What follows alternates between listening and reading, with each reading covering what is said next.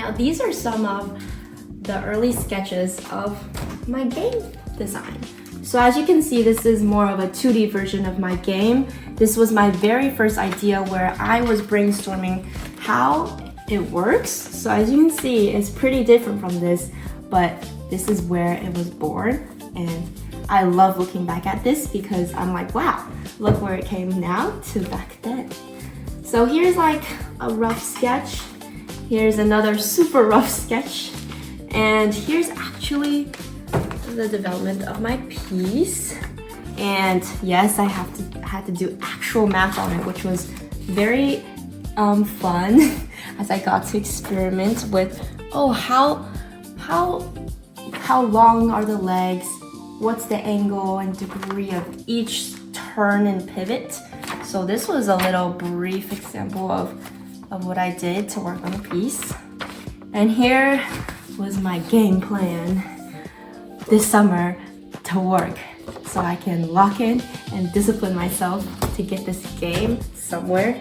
And I really hope this process inspires you and show that you can also do this too, because it all started from a piece of paper. Now I'm going to introduce you to the evolution of my game pieces. Let's start off with the very first prototype.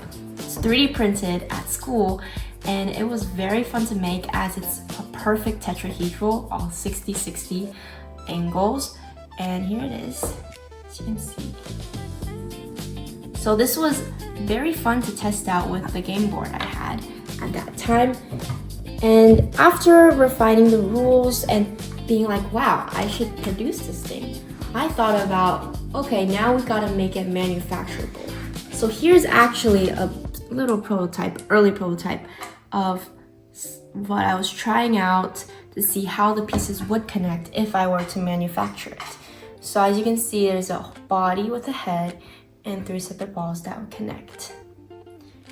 And later, testing with that prototype, I thought it could be more sturdy. So here's the final prototype.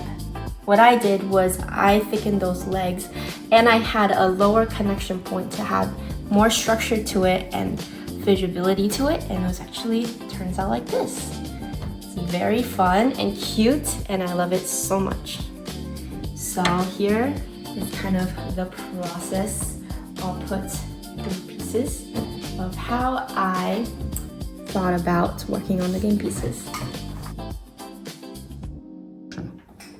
Here's actually a paper model of the board where I tested many ways that we can fold the board. And here are some of my early prototypes. First, we got the 3D printed board. It is made of resin, and I 3D modeled it on AutoCAD and Inventor to get this. Next, we got this laser cutted felt, and it was really fun seeing how all the holes got burnt into this felt. Next, we got the big MDF board. For this board, we use CNC routing to get all the perfect dome-shaped holes. Yeah, these are some examples of my early prototypes. Here are the game cards of Orbio. Each card was very fun to make as I hand-drawn every single one of them on Procreate. And through these, I got to experiment how I can communicate the message of the card to the player and how I can make the graphic to make it look fun and pop of color. As you can see, these cards hold so much power to the game as they can create the biggest plot twist you can ever imagine. So what can you do? Well, you can swap your piece with an opponent. That's cool. You can also freeze an opponent for a whole round. Or you can reverse a domino effect.